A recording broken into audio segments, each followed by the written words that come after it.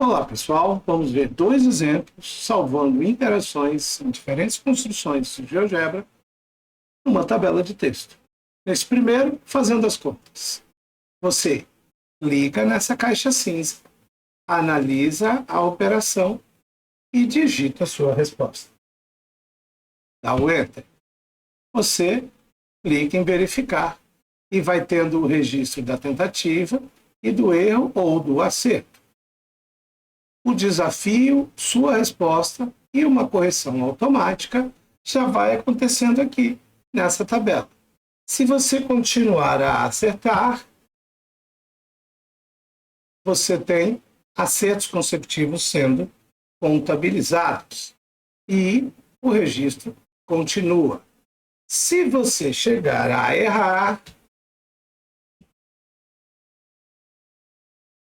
começa a contabilizar o erro, o desafio se mantém e o registro vai acontecendo. Contabiliza os erros consecutivos. O mais interessante é, portanto, também observar que poderíamos fazer orientações para que essas respostas fossem dadas com algumas operações ou dígitos em especial. Mas esta tabela nos permitiria conversar com o estudante que praticou o estudo. É só ter o registro dela. Como isso aqui tudo é feito? Bem, é um pouquinho trabalhoso, mas você poderia vir aqui, abrir com o GeoGebra App,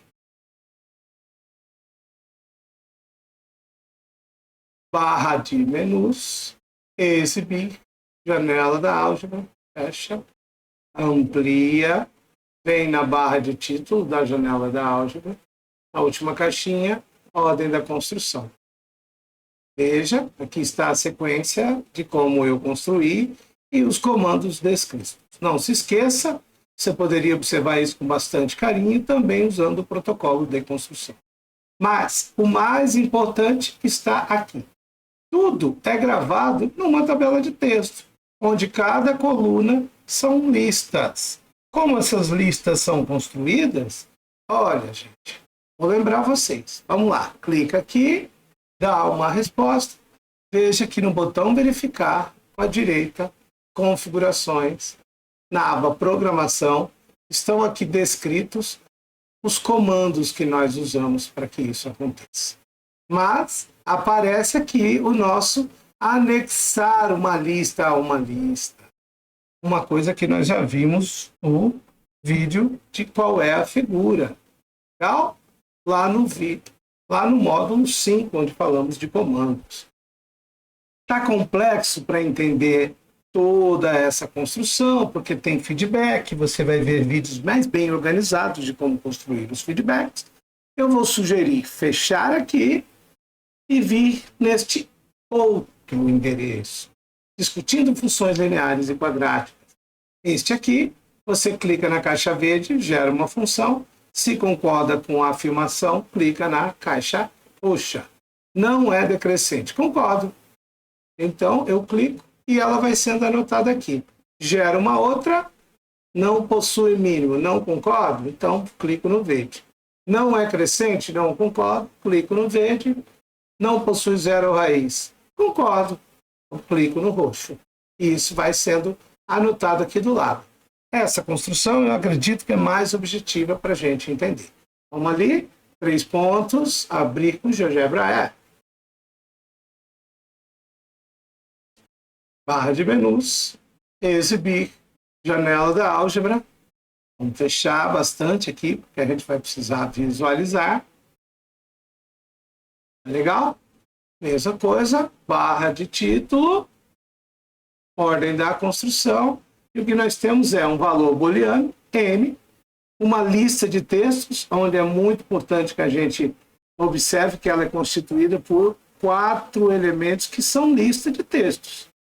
Tá? A primeira e a segunda eu combino não possui e possui com estes outros textos e os outros elementos dessa lista são estes dois. O terceiro é e não é, E o quarto elemento é crescente, decrescente, linear e quadrático. Então, acredito que essa lista podia crescer, ficar mais interessante, né?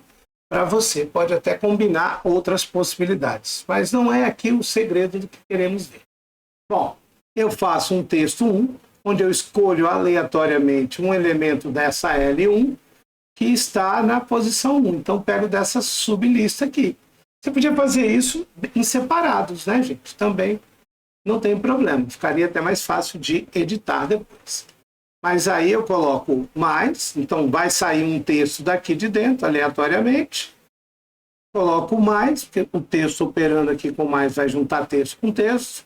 Aspas, espaço em branco, para ficar um espaço entre essas palavras.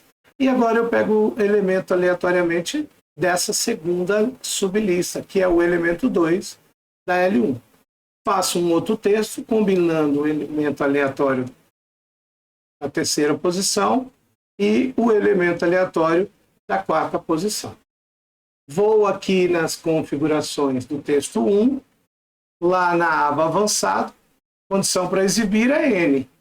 No texto 2, eu coloquei a negação de N. Escreve exclamação N e o programa altera para aquele símbolo de negação. Tá? Então, quando N for false, vai aparecer texto 2. Quando N for true, vai aparecer texto 1. Uso o comando gerar polinômio aleatório. Aqui é o grau. N mais 1, professor? Como assim? Ah, valor booleano também é entendido numericamente.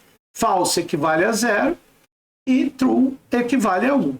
Então, quando eu estou aqui com false, aqui ficou 0, mais 1 deu um polinômio de grau 1, com os coeficientes de 0 no mínimo e 5 no máximo. Se eu clicar aqui, mudou para true, virou 1, 1 mais 1, 2, então virou um polinômio de grau 2, e os coeficientes estão variando de 0 até 5. Olha, está incompleto, bem legal. Clico, seguro e arrasto para a janela de visualização, criando este texto dessa função. Crio a lista L2, só com esse texto, função. A lista L3 com esse texto resposta. E aqui nós temos o nosso pulo do gato, a tabela de texto. Na primeira posição a L2, na segunda a L3. Isso aqui, entre aspas, são comandos para organizar a tabela. C de centralizar, V para que fique na vertical, então isso L2 e L3 tornam coluna. Essa barra reta em pé é para criar linhas verticais. Esse aqui é o nosso underline para criar linhas horizontais.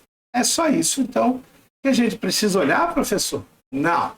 A gente precisa observar e naquelas caixas de texto, vamos fechar aqui agora um pouquinho, ver aqui, nessas caixas de texto, indo nas configurações, na aba programação, foram colocadas alguma coisa. Na guia, ao clicar no texto da função, eu coloquei o comando atualizar a construção e definir valor de N como a negação de N. Então, a cada vez que clicar aqui, ele ressorteia todos esses valores dos comandos aleatórios e redefine o N para o valor oposto. Se está true, vira falso, se está falso, vira true. E nessa caixinha roxa, na programação, ao clicar, eu defini o valor da L2, aquele pulo do gato, gente. É aqui que copia para essas listas, L2 e L3, as informações para poder jogar na tabela de texto. Definir o valor da L2 com anexar a L2. Então, vai pegar o que está aqui já na L2 e colocar o que eu quero no final. No caso, o texto 3, porque se eu quero anexar a lei da função, o texto 3 me dá a lei da função. Como estou no texto 1, definir o valor da L3, que é o que eu quero acumular como resposta, se é que a pessoa vai clicar nessa caixa. Lembre-se, só está aparecendo um desses dois textos. Um é a negação, um está para N, o outro está para a negação de N. Então, texto 1, N true, eu tenho que tomar esse cuidado. Anexar a L3 o texto 1. Se eu for no texto 2, repete a primeira linha, a L2 sempre vai anexar o texto 3, que é o da função, mas aqui sumiu essa caixa, apareceu essa caixa. Parecem as mesmas, mas não são. Foi eu quem editei os atributos de cor e posição. Tá? Aqui, no texto 2, define o valor da L3 com anexar a L3 o texto 2. E assim fica tudo tranquilo. Nesse botão aqui, de limpar a tabela, eu coloquei definir valor da L2 como aquela lista inicial, né? Abre chaves, aspas, função, fecha aspas, fecha chaves, fecha parênteses. O mesmo aqui, definindo de novo a L3, voltando a limpá-la, para que a pessoa interagindo anote novamente, se assim o desejar, os valores nessa tabela. É muito interessante essa proposta, porque você pode usar isso para diferentes exercícios, registrando então as interpretações, as ideias das pessoas que manipularem seus arquivos. Essas listas não precisam ter o mesmo comprimento. Você pode mandar colocar um texto vazio ou uma resposta padrão quando a pessoa não responder. Tá legal? Espero que você tenha gostado. Fica aí, um grande abraço e até a próxima.